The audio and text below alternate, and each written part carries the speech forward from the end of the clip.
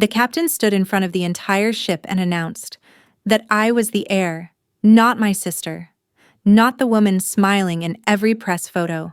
Me, the one they tried to erase. Hi, I'm Marlo, and this is the story of how my family forgot my birthday, stole my seat on a luxury cruise I built, and still lost everything. Have you ever felt invisible in your own family? Like you were edited out of a life you helped create? Drop a comment, because I know I'm not the only one who's had to reclaim her name. Here's how it all unraveled. They left on my birthday, without telling me. I arrived in Florence the way I always arrived anywhere, early, prepared, and invisible. The concierge smiled too brightly when I gave my name, then frowned when his fingers danced across the reservation system. Signora Everdeen, I'm afraid your suite was canceled this morning? The word stung, but I smiled back. Habit, reflex, armor. I made the reservation myself, I said calmly. Check under Halden Events LLC. His eyes widened slightly. Ah, see. Yes, it was indeed booked under that name, but the primary contact changed. Cassidy Halden? There it was. The first cut of the day. I didn't flinch. Is there a lounge nearby? I asked. With Wi-Fi? He gestured politely, trying not to look guilty. I walked with my suitcase trailing behind like a dog that had followed me into the wrong house. My phone was full of silence. No texts, no missed calls. Nothing from my mother. I tried Evelyn first. No answer. Then Brett. Straight to voicemail. I didn't bother calling Cassidy, but she called me. Just as I opened my laptop, her name flashed across the screen. I picked up without greeting. Oh, hey, her voice chirped. Thought you had other plans. Didn't expect to see your name at the hotel. I had the reservation confirmed. She paused. Guess it got reassigned. Anyway, the cruise is amazing. You should have been here. Well, never mind. Then she hung up. I stared at my screen until it blurred. Then, out of sheer instinct, I accessed the Halden Events client dashboard. All our bookings, cruise, venue, transportation, were still listed under my account. My signature was still the one tied to every confirmation. I logged out, picked up my bag, and walked straight to the harbor. The Benkang was busy, tourists pouring in and out of shops with gelato in hand, laughter and seagulls echoing off the water. But I walked to the end of the dock where the Halden Legacy had been scheduled to depart. It was gone. Not late. Not delayed. Gone. The only thing left was a sleek black car idling near the ramp. A man stepped out. Marco, the logistics coordinator I'd worked with last quarter. He looked startled. Miss Everdeen? He asked softly. I nodded once. He hesitated, stepped closer. You were on the manifest this morning, he whispered. Then it updated. New name, new primary contact. I thought maybe you transferred it to family. I smiled, bitter in my teeth. Apparently, I am not family. He looked away, uncomfortable, then offered me a small parcel. This was left at the concierge. I believe it's from the initial gift package. Inside was a navy leather-bound itinerary book, stamped with the Halden Cruise crest. I flipped to the cover page. Marlo Everdeen, Legacy Coordinator. Except, my name had a sticker over it. Thin, white, careless. It said, Cassidy Halden. As I stood there at the harbor, gripping the itinerary book like it was a lifeline, a man walked past and paused. Excuse me, he said in a gentle British accent. Aren't you the organizer of the Halden Cruise Week? I didn't respond. Not verbally. I just looked at him, and he seemed to understand. He gave me a small nod and walked on. I flipped the itinerary open again. Underneath the sticker that said Cassidy Halden, I slowly peeled the edge. The glue gave way with a faint, bitter hiss. My name emerged. Elegant, embossed, original. Marlowe Everdeen. They didn't even bother reprinting it. They just covered me up. I went back to the hotel and passed a long hallway filled with event posters. Evelyn and Cassidy, standing side by side, smiling in perfect symmetry. There were no images of me, not one, as if I'd never existed, not even as a footnote. In my room, I lit only the bedside lamp. The soft yellow glow cast a lone spotlight over the contract on my laptop. I zoomed into the digital signature, my full name, my company, and above it, client of record. I took a slow breath. Then, like stage direction, the world hushed. No emails pinged, no calls buzzed, just the sound of Florence beyond my balcony, breathing like a distant tide. I wrote one line in the gift itinerary next to the captain's contact. They erased me from the voyage. I'll reclaim the helm. Then I closed the book, set it on the desk, and stood before the window. From here, the city looked like a backdrop. Gorgeous, distant, irrelevant. I wasn't here to enjoy Tuscany. I was here to remind them who made the ship sail in the first place. Funny thing about receipts, they don't lie, even when families do.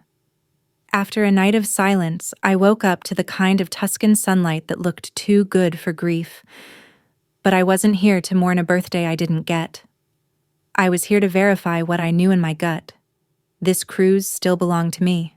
First stop, my inbox. Nothing from Evelyn, nothing from Cassidy. Just automated confirmations, spam, and a flagged reminder from 3 weeks ago. Final Halden Legacy contract. Digital signature complete. I opened it.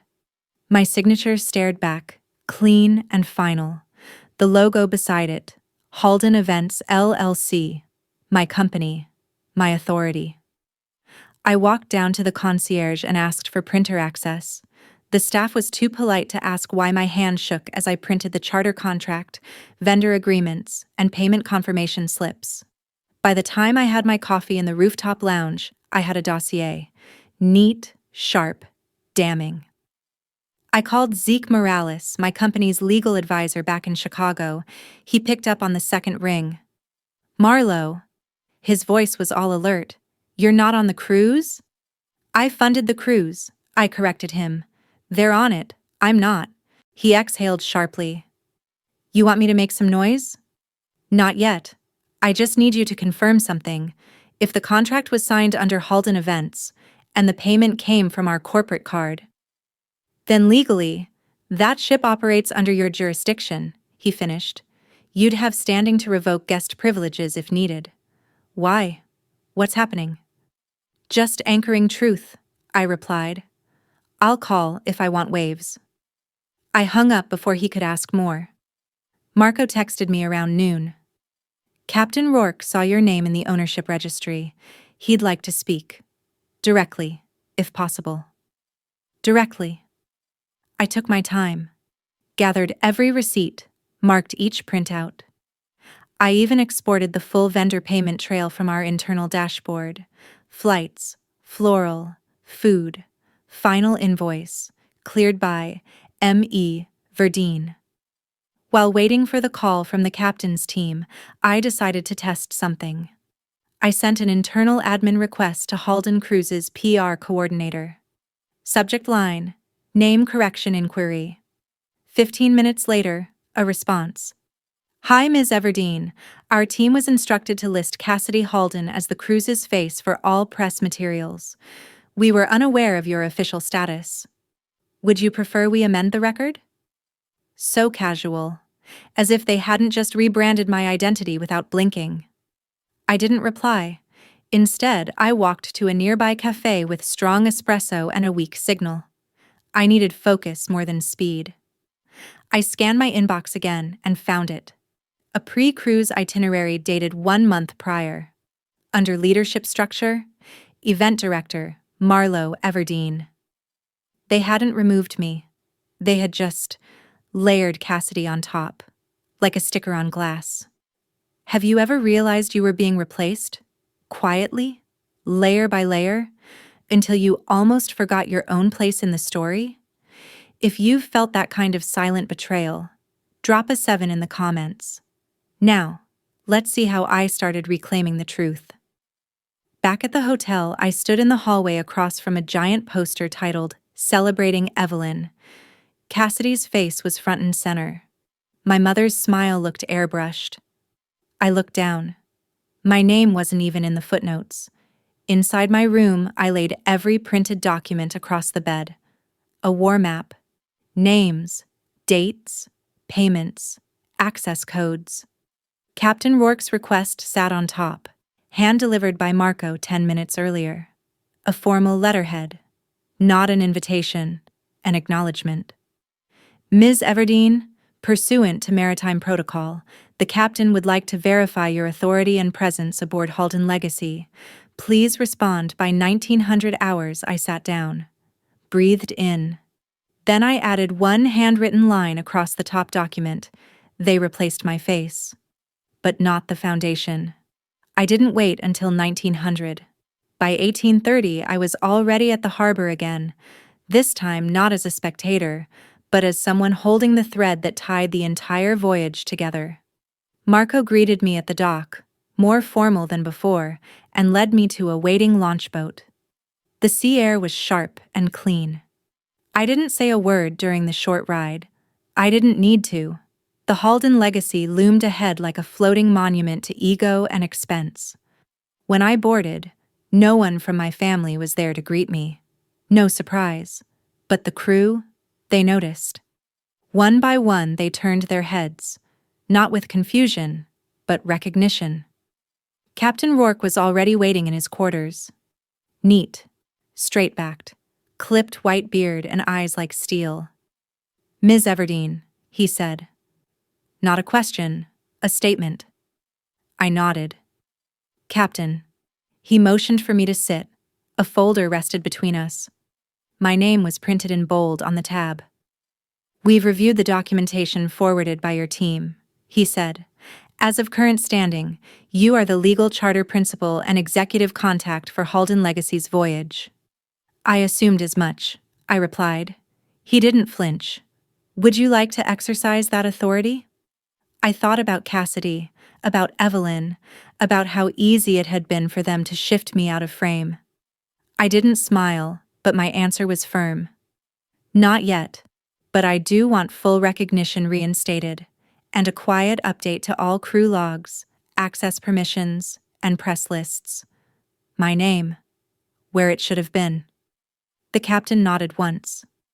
"We'll make it happen discreetly." As I stood to leave, he added, "You don't seem surprised." "I'm not," I said. "I've been managing power longer than they've been pretending to have it." Walking back through the hall, I passed a mirrored panel. My reflection looked sharper now, like someone in rehearsal who finally stepped on stage. There was no applause, just presence.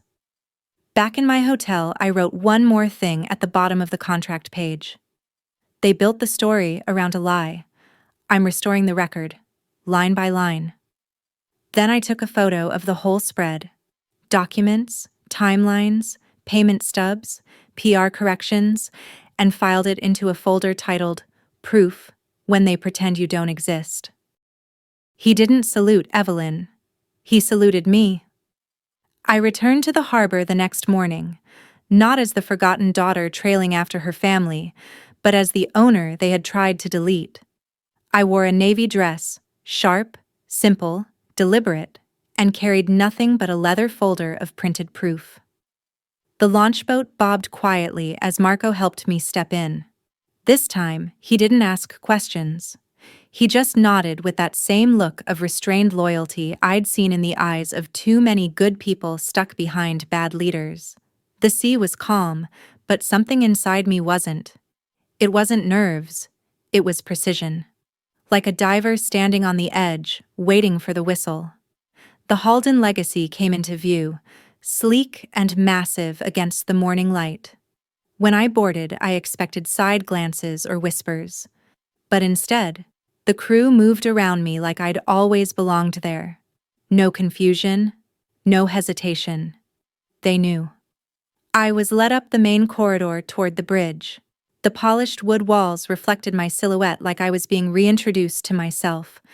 A woman passed me, staff uniform, tablet in hand.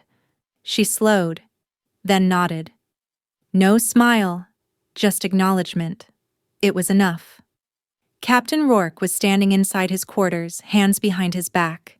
He didn't offer a handshake. He didn't need to. "Ms. Everdeen," he said, voice firm and neutral. I stepped in. "Captain, please sit." He motioned to the chair across from his desk. A folder sat between us, bearing the seal of the ship and my name typed clean across the front. He opened it with clinical precision. "Documentation received. Your authority as legal charter principal has been confirmed," he said. "Your payment records, contract of ownership, and operational rights are all in good standing." I nodded once. He glanced up. "Do you wish to exercise operational control?" "Number not yet. But I want full recognition reinstated across all ship systems, staff protocols, and event press materials." "Very well," he said. "Would you like this to be discreet or public?" "Let's start quiet," I replied. "They've had their performance. I'm rewriting the credits." Captain Rourke paused, then leaned back slightly. "You don't strike me as someone who gets erased easily." I looked him in the eye. "They didn't erase me. They mislabeled me. There's a difference." He stood. With sharp formality, he gave a subtle salute.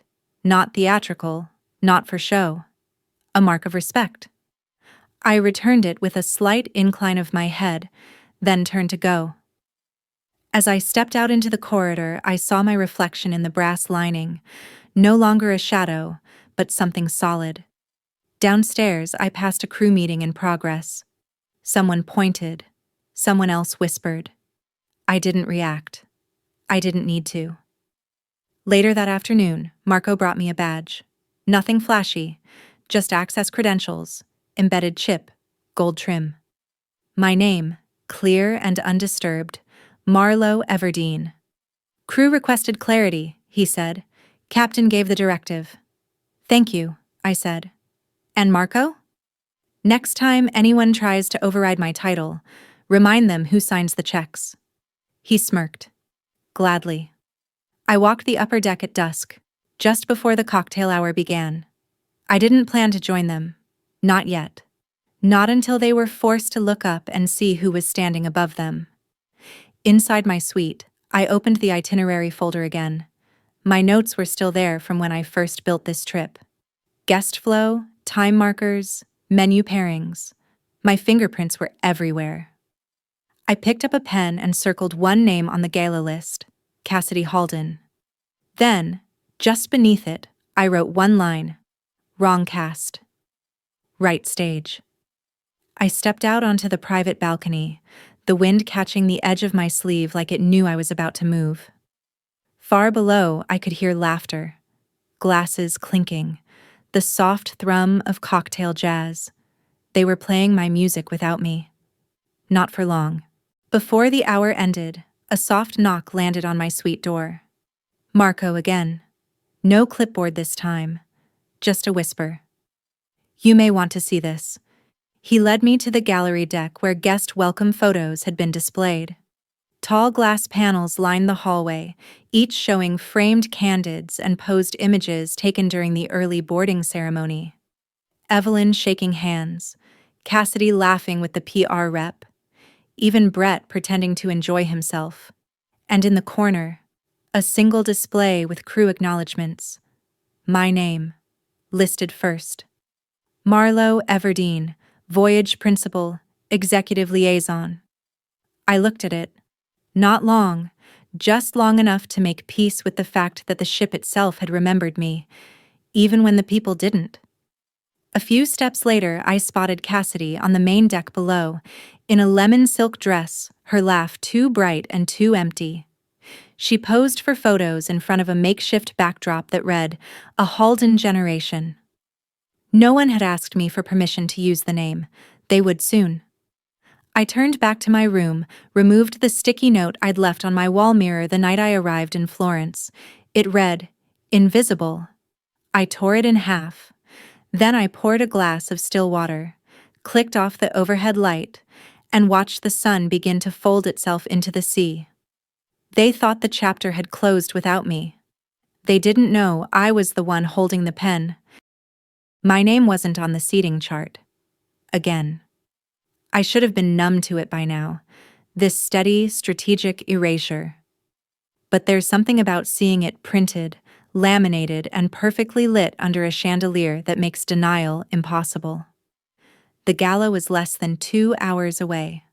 I had walked into the logistics room just to double-check the run of show. What I found instead was a table covered in glossy layouts, printouts for the press wall, AV scripts, and 2 versions of the seating plan. The final one had no place for me, not even in the back row, not even as a spare. At the head table, Evelyn, Cassidy, Brett.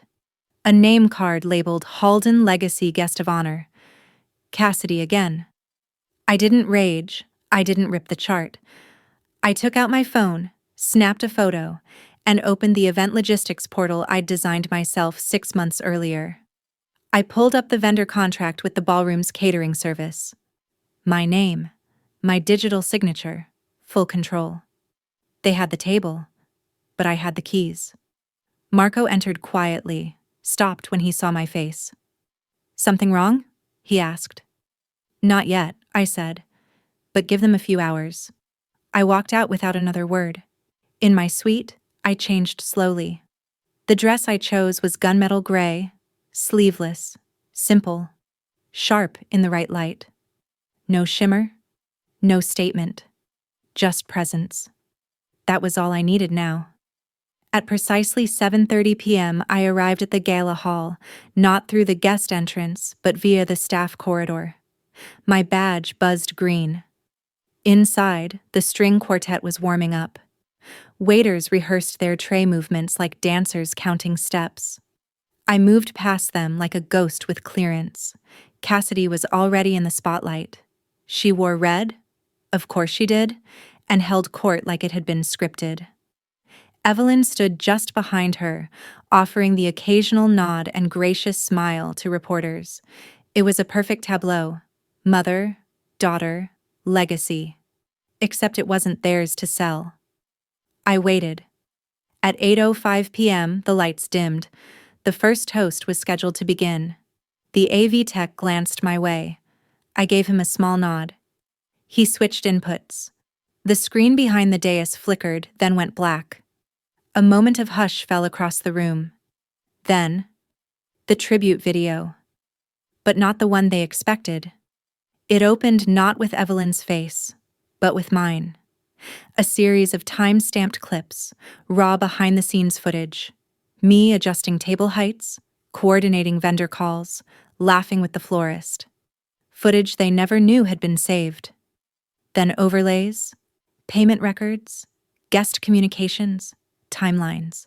My name attached to every single one. I watched Evelyn's face. She didn't blink.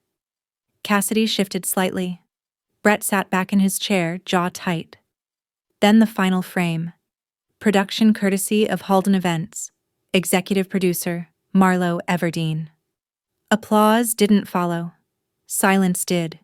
And in it, I stepped into the room, through the side curtain, and up toward the dais. I didn't touch the mic. I didn't need amplification. My voice found its level. You can't rewrite a legacy if the foundation is still standing. Then I walked away. They couldn't follow. Not right away. Not through that thick, brittle air. And I didn't look back. Instead, I returned to the control booth, removed my badge, and left it on the AV table.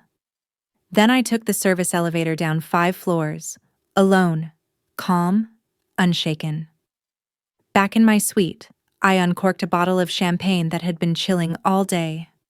Not to celebrate their humiliation, but to toast my clarity. I drank to the silence that followed the truth, and the power of showing, not telling. I didn't sleep that night. Not out of guilt or even adrenaline. Just clarity. The kind that settles in your bones after a long storm. By sunrise, the fallout had already begun. An email from the hotel's event liaison. Per your update, press photos from last night have been removed from distribution. Please confirm the final captions by noon. Another from a vendor. Should we now redirect post-event billing to Ms. Cassidy Halden as discussed previously, or retain your company on file? I didn't respond. Not yet. I walked the perimeter of the upper deck as the city came to life, Florence blushing gold and pink in the river reflection. One guest, an older woman from the philanthropy board, caught my eye and gave a slow, approving nod. "You're the one who made this whole thing happen," she said. "I always wondered where you were." "I was right here," I replied. And suddenly, that felt like enough. Later that morning, I found Marco in the galley. He looked up from his checklist and gave a quick salute. Playful now, not formal. "Captain said you dropped the mic last night." "I didn't need a mic," I said. "They heard me anyway." He smirked. "Word is Evelyn left early. Cassidy, too. Didn't stay for the cake." "I wouldn't either," I replied. "Wouldn't taste right." I lingered in the hallway outside the captain's quarters one last time, looked down at the floor plans printed on the wall, one square marked Owner's Suite. I had never stepped inside, not once, but I didn't need to. I already knew the real legacy wasn't built in suites or speeches. It was built in silence, in systems, in signatures. The ones they forgot were still active. I returned to my room and opened the last page of the original gala agenda. There, in fine print, Evelyn's quote, "Legacy is what you leave in the hearts of others." I crossed it out. Then I wrote underneath, "Legacy is what you leave in the contracts." And mine were signed, in ink, in full. And this time, they couldn't erase me. The letter wasn't supposed to come to me. I found it tucked inside the morning mail stack delivered to the concierge. I had come down early, too early for breakfast service, and something about the sealed cream envelope caught my eye. My name wasn't on it, but my father's was. To Mr. Brett Everdeen, confidential legal communication. It had been misdelivered, or so they'd assume. I took the envelope back to my room, heart steady but fingers sharp. I didn't open it immediately. I just stared at it for a long time, remembering all the ways silence had always been his language of choice. When I finally sliced it open, the contents were brief. A letter from the family estate attorney in Chicago. One paragraph. A formal notice that due to an update in controlling shares and final inheritance rights, the estate had entered review.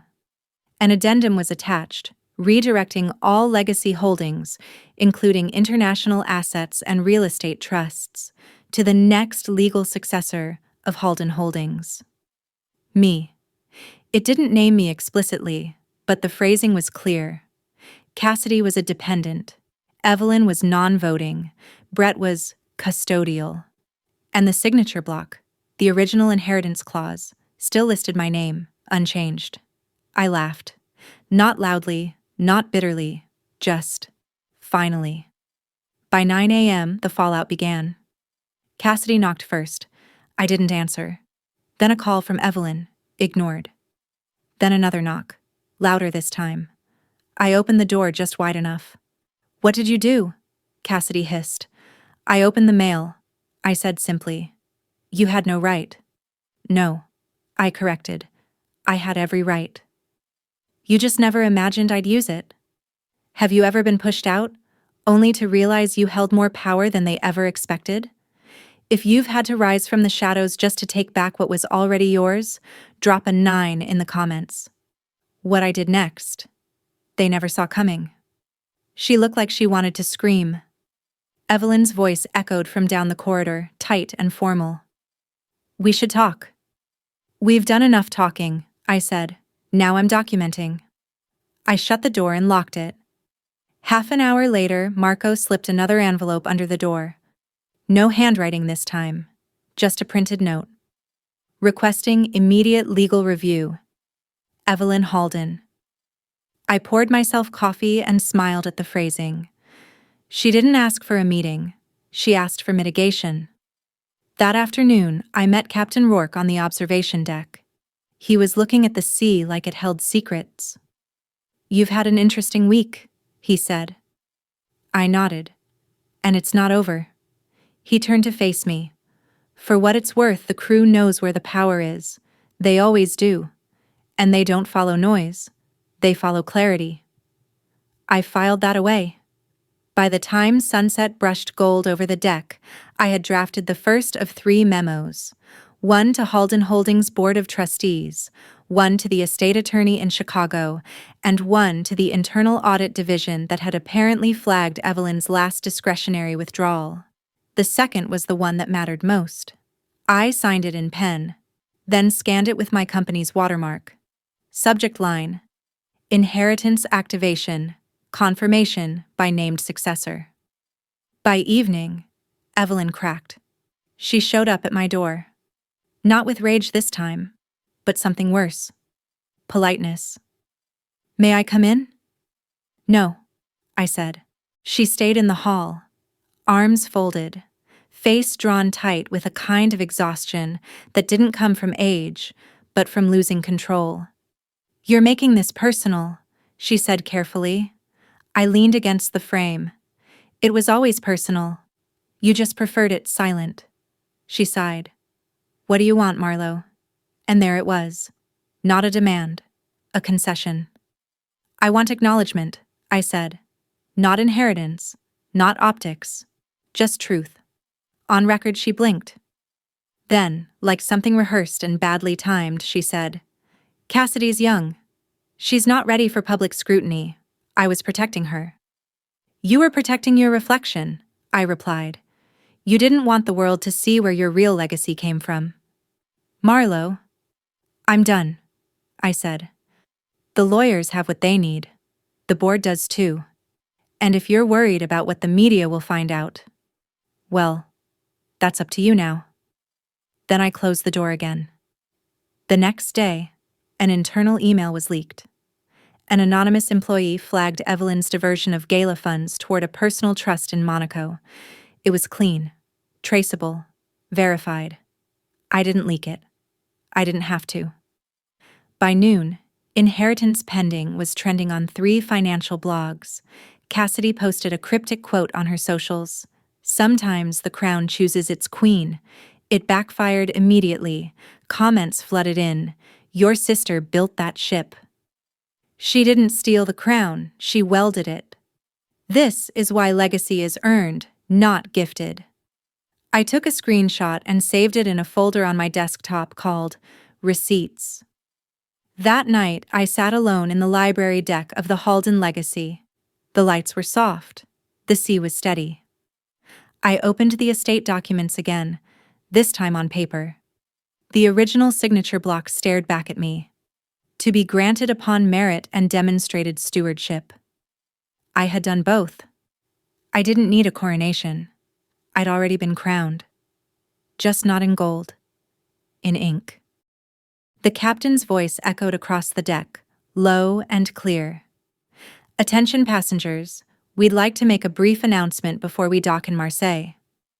It was the kind of announcement that usually meant delays or customs updates. But this wasn't that.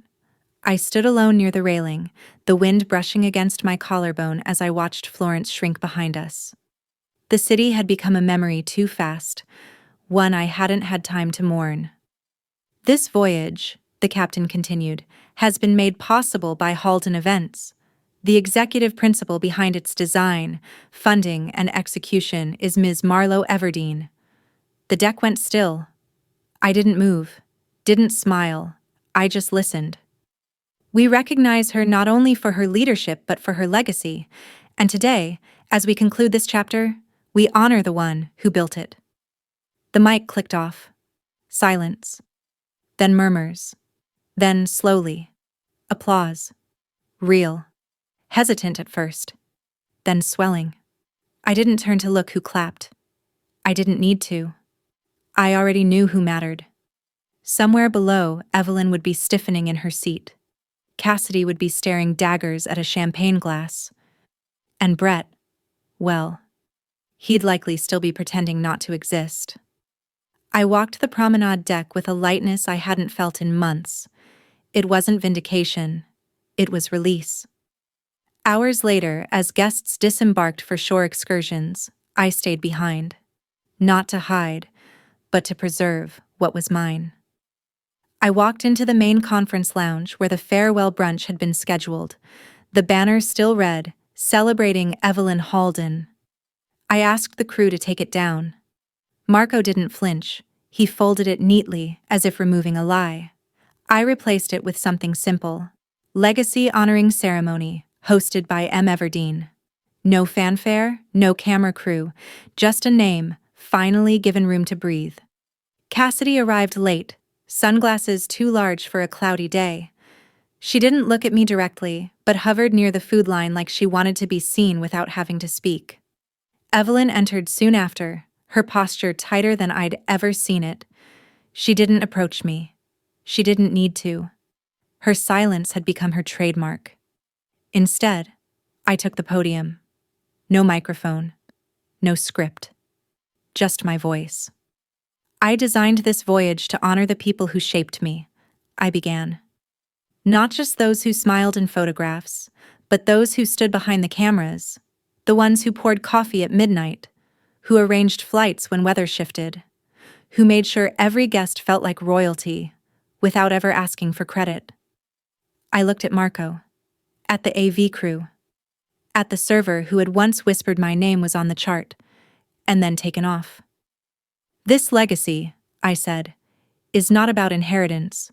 It's about intention. It's not about nameplates on doors. It's about names remembered with respect.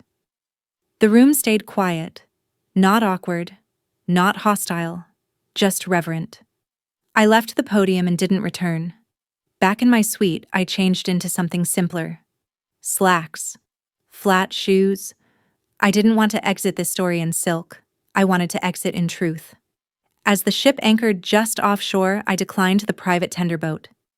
Instead, I waited. An hour later, I walked down the main dock alone. No press, no family. Just me and a rolling suitcase, half empty. The marina air was briny and bright, the kind of light that doesn't let you lie to yourself. A few crew members waved as I passed. One called out, "Safe travels, Miss Everdeen." I nodded. "You too." I didn't look back. At the Marseille terminal, my phone buzzed once, then went still. I didn't check it. I already knew what it was. A last-minute request from Evelyn.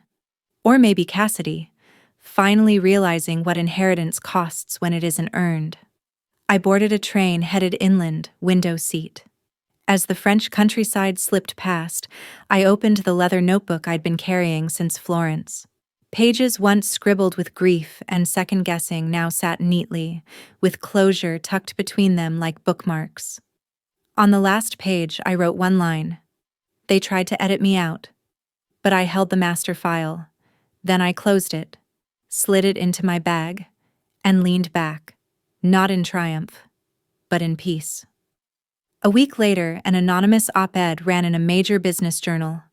The title, "You Don't Get to Rebrand a Legacy You Didn't Build." The author wasn't named, but the story was unmistakable. She never asked for spotlight. She created it. They didn't pass her the crown. She engraved her name into the throne. And my favorite line? The pen she used to sign contracts? That was the sword they never saw coming. I didn't repost it. Didn't comment. I just printed it out and tucked it behind my estate papers. A quiet trophy. A week after that, Marco sent a photo. The plaque now posted inside the captain's corridor aboard the Halden Legacy.